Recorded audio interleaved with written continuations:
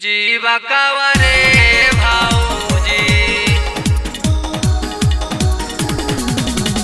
कैसे करबू नौकरी तू जीवा कावरे भाऊजी। Recording by Selvan Studio, Bodh. Music by Shams Jamil. चले लूता हिलेला चूमा कावाए भाऊजी कैसे करबू नौकरी तू जी। चले लूता हिलेला चूमा कावरे भाऊजी कैसे करबू नौकरी तू जीवा कावरे भाऊजी त कैसे करबू नौकरी तू जीवा कावरे भाऊजी।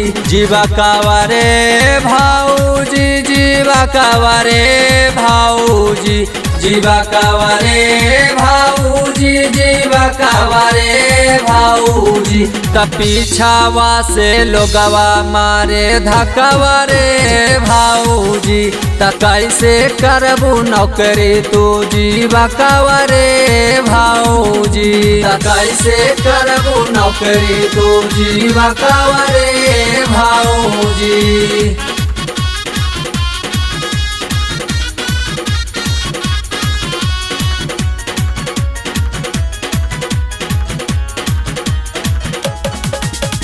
कैसे करबू नौकरी तू जीवा कावरे भाऊजी।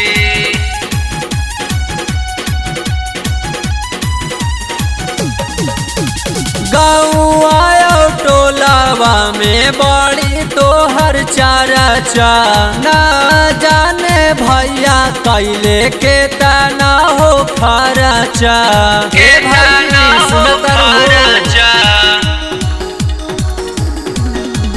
गाँव आयो टोलावा में बड़ी तोहर चारा ना जाने भैया कैले के तना हो खर्चा। इज्जतियो बचाई है भाऊजी धर्मियो बचाई है भाऊजी।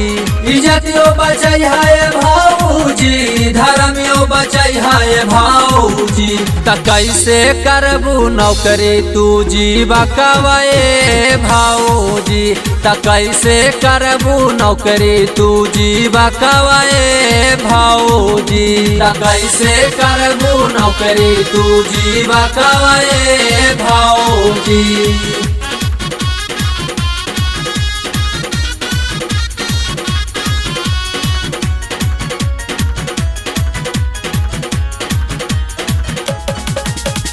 कैसे करबू नौकरी तू जीवा कावरे भाऊजी।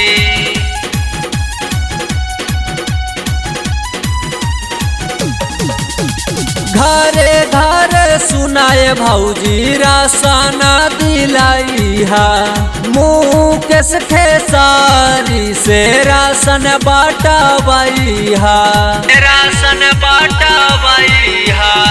ए भाऊजी सुना हो घरे घरे सुनाए भाऊजी राशन दिलाई हा मुकेश खेसारी से राशन बांटवाई हा।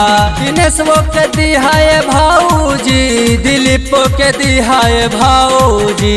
दिनेश वो के दिहाए भाऊजी दिलीप के दिहाए भाऊजी त कैसे करबू नौकरी तू जीवा कावरे भाऊजी त पीछावो से लोगवा मारे धकवाए भाऊ।